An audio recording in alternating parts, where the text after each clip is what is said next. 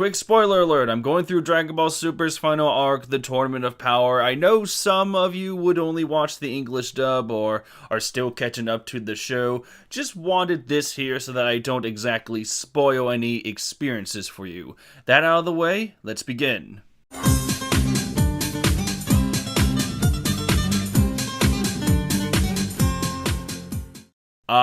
So, at long last, we meet on the destined battlefield, Jiren. Ever since the Tournament of I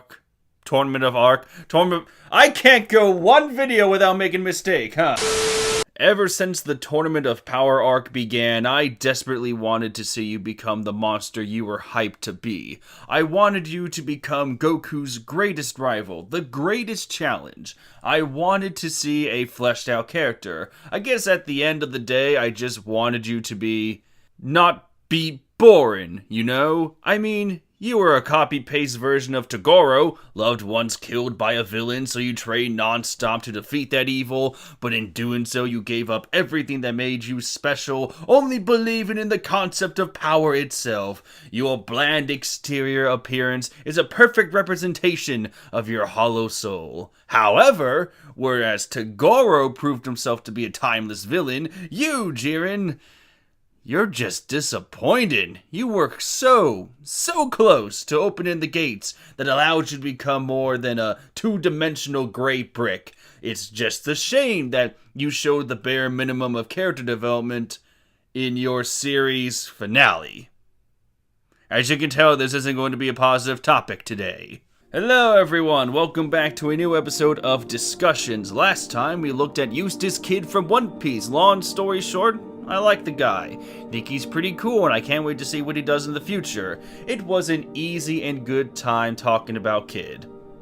So for today, let's have the exact opposite. Okay, so if you're a subscriber of mine, you'll notice that I like to summarize characters and their backstories a lot. I do it because, hey, maybe there's that one viewer that doesn't know what I'm talking about and they just want to be informed. More power to you, sir or madam. But today's episode is a little different, mainly because I want to take care of my summary aspect by putting up a single picture. Now when I do, I just want you to think the first words that come to mind, alright? So, I'm gonna put this up here for about 5 seconds or whatever, and go!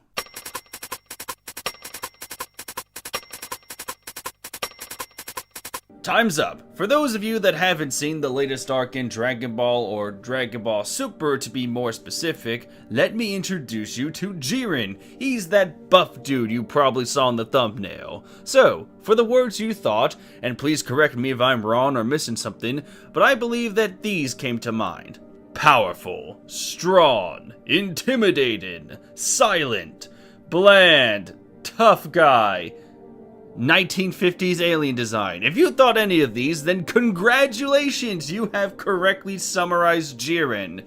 He's a no-nonsense fighter that strives to be the strongest. So strong, in fact, that he's surpassed the very gods that rule his plane of existence. Well, at least half of them if we're counting the angels. He doesn't believe in friendship or trust. You're either strong or you're a waste of time, and he sounds really cliche, doesn't he? And that's because he is. Jiren is every tough guy, every cliche powerhouse rival or villain you've seen before. Whether it's TV shows, comic books, video games, the list can go on. But unlike those that he would be compared to, Jiren lacks the one thing that lets him stand on equal ground with them, or even surpass them. Character, identity, life, personality, whatever else comes to mind in that context.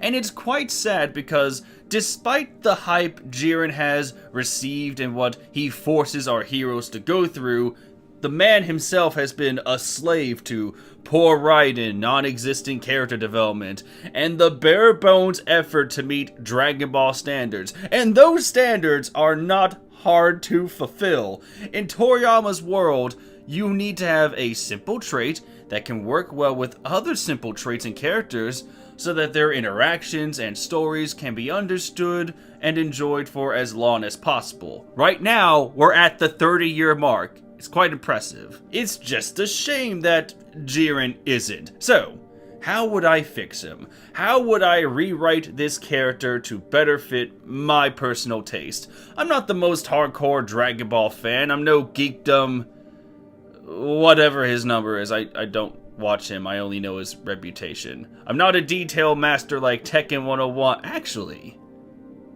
if I remember right, I think Geekdom and Tekken have 101 at the end of their names. I think? Oh well, it's not worth the Google right now. Future me, please answer that if you can. The point is, this is just the dreams of a Dragon Ball fan that has grown up with the series and wants to take this character and give him the life he deserves. I want to like him. Desperately. But we all know how he turned out. So let's begin. If I were to keep anything the same about Jiren, let's keep his overwhelming power and the personality that was shown in the Dragon Ball Super manga. I know that series has taken quite a stumble as of recently, but Jiren from chapter 30 of the manga is perfect. In that world, he's the universe's greatest hero. He's pretty much Superman, but a lot more serious. Still shows compassion and respects life above all else, but you won't see him say it, only through his actions. I like that side of Jiren, and I wanted him to have it for the whole tournament rather than, "I'm too good to be here, fuck all of you, I'm a dick, wah wah wah, my parents are dead, but I won't ever be sad about it, power's the only thing that matters, wah!" And even though I want him to keep his heroic side, I want to see it fall apart near the end of the tournament, as he's being pushed by Goku, Vegeta, 17, and Frieza. I want to see him get desperate, and it would all stem from his childhood. So for the most part, I'm fine with this backstory. It's nothing special, but for how generic it was for such a generic character, it was perfect. But there was one problem though, and it's been on my nerves ever since. So, as Belmont explains in the anime, there is a villain that killed Jiren's race. Okay. Jiren is then saved and taught by a teacher, along with other students to help get ready to defeat the villain. Okay. The villain returns and kills everyone but Jiren. Okay. So, Jiren, devastated, relies only on himself and his own power, constantly training. Okay. Thanks to that relentless training, to defeat one tough guy, Jiren is now stronger than the gods of destruction.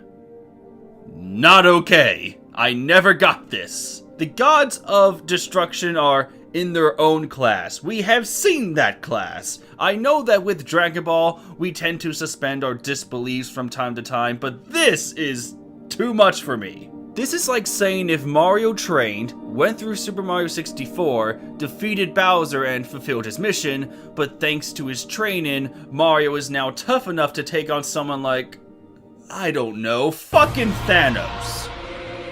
There was no connection anywhere in Jiren's past to the gods of destruction or frankly any god whatsoever. It makes the backstory worse in my opinion because it's a piss poor answer to the question how and why Jiren got as strong as he was. Oh, cause a bad guy did some bad things. You have to do more than that. You can't just leave it at that generic reason. If you're going to be stronger than gods, then you need a little more complexity and reason other than my whole race was Uncle Ben.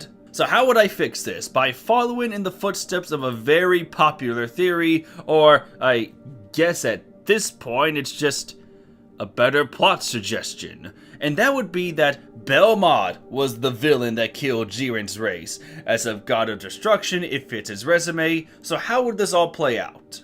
In the anime, it's shown that Jiren runs back to his village in ruins, so what happened before his return? Since Beerus was a god that kept going to different planets to get food, I guess Belmont did something similar, maybe visit planets for entertainment, or maybe he was looking for worship. Whatever the case, someone or the entire village pissed off Belmont, so enraged he kills all of them. Since Jiren wasn't part of the crowd, when he comes home, Belmont is like, "Ah, fuck it, I got my anger out, it's whatever, have fun on your own, brat." And then the clown god leaves. So now enter the teacher who, like shown before, had an entire group training day in and day out, all for the sole purpose of fighting one guy. But In this version, if it's the god of destruction, that might make more sense, you know? Like, the teacher had the realization that no one man can take a god on, so he needs all the bodies he can throw at, but it goes downhill when they actually meet Belmont again. The latter once again commits a massacre, but now we have a logical reason as to why Jiren was spared. Belmont would recognize Jiren, interested in his determination to surpass him. So Belmont tells Jiren to get stronger so that he could be a worthy challenge, or at least provide entertainment. And that should have been the catalyst. This should show how Jiren trained to get stronger than the gods, by seeing their power firsthand and finding a way to surpass him. And the fact that a god was responsible for this only makes Jiren lose faith in everything, solidifying his belief in only himself. But since power draws people in like a magnet, that's how, like in the original story, the Pride Troopers are formed. Which, now that I think about it, really sucks, doesn't it? The most powerful heroes in the universe, and they're now literally part of the insane clown posse. This should make Jiren feel even uneasier, but since he cut off his emotions, he won't care about it that much. I'm trying to set up Jiren as a Sojiro kind of character. For those that have never watched or read Rurouni Kenshin, there's a tragic character in that story named Sojiro. His childhood was so traumatic that thanks to the warped beliefs of a monster, and the best villain ever for me, Sojiro cuts off his emotions for power, never revealing a weakness to his opponents. It's only thanks to Kenshin's beliefs that Sojiro snaps and reverts back to his broken emotional state. Don't worry, he gets better though. With Jiren, I wanted that kind of approach. Someone who's been dealt a bad deal, and no matter what they do or how they're recognized, their internal struggle is a faulty one, never allowing for true peace to prosper. It has to fall on a hero or a rival to break that personal persona down to save their lost soul. At the end of the day, I wanted Jiren to have that kind of approach, that kind of character. But enough about what kind of personality I wanted from Jiren. I said that enough already. Let's move on to the action part, the Tournament of Power! To be honest, there really isn't anything I want to change that much in terms of who Jiren fights. The only exceptions would be that instead of meditating because everyone is a fucking bitch to him and he's too cool for everyone, he will instead stay out of the way as a warning to others.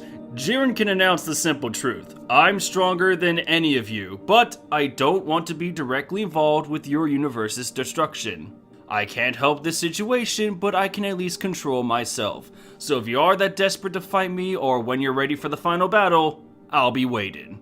But of course, like any Dragon Ball rival or antagonist, once it comes time to fight in Team Goku, that persona starts to break. The matchups can be the same, however when Vegeta and 17 join the fray against Jiren and start doing damage, I want Jiren's emotions to shatter. When Jiren starts to get pushed, I want to see him yell something like, "I can't lose! Not to you! You don't deserve this wish! It takes all of you to face me, but I remain at the top! Why? Because I just want my family back!"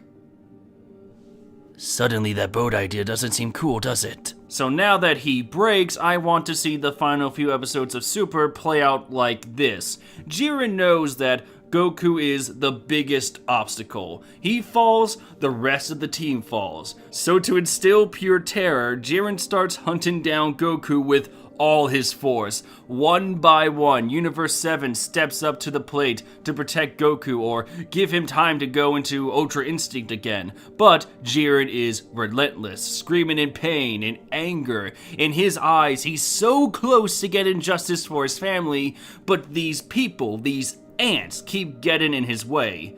And from there, when Goku does get Ultra Instinct back, my version of the story and the original can overlap here, playing out the same way. Except for the whole Jiren tries to kill everyone.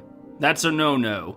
Also, I don't like how in the anime, when Jiren goes full power, it's translated as, "Jiren broke his limits." That just sounds dumb. The man is already broken and overpowered. Don't make him more broken. He's no Sosuke Aizen, and I can't handle another one in my life. Instead, have Jiren reach his full potential or he goes all out. Other than that, Jiren vs. Goku is fine as it is, and the end into Dragon Ball Super is fine from there. Either version, Jiren learns how to trust again and starts to grow and blah blah blah. I mentioned all this hundreds of times, so is there anything else? Yes! In true Trunks fashion, I want to have an epilogue.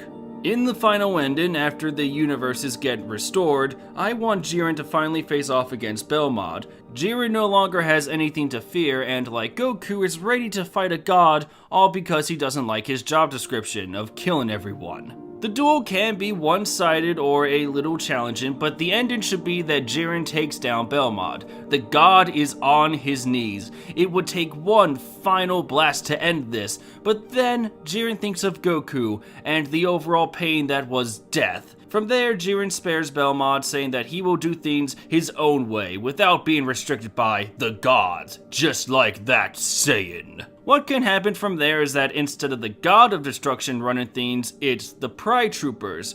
Thanks to their justice and the literal strength to back it up, Universe 11 takes a radical but welcome turn of events. Maybe mortals can do their own thing, while the gods can take a back seat. And that's where Jiren's story ends. From a traumatized child to conflicted warrior of justice to someone who finds peace at the end. The only reason I'm spending so much time on this topic is because I want to like Jiren. Dragon Ball has been part of my life for a long time, ever since Budokai 1 came out on GameCube all those years ago. And I guess what I'm trying to say is that I want the series to be better. It's no secret that Jiren, as well as Dragon Ball Super itself, is polarizing for fans. You either love it or you hate it. I kinda like it. I can talk about all of that another time, but I just want to get my voice out there, you know? I'm sorry if I repeat myself a lot here and there. It's all out of a place of concern and the desire? Fuck. The desire to want better characters for one of my favorite stories ever. So will Jiren ever get better for me? Probably not, but a guy can dream, right? So that was this episode of Discussions. This might be my longest one yet, I'm not sure. Certainly feels like it is. Next time I'm going back to memory lane. Starring in that is an orange-haired high schooler that inspired me to be a little more spiritual. As always everyone, thank you so much for watching and I will see you legends next time. Take care.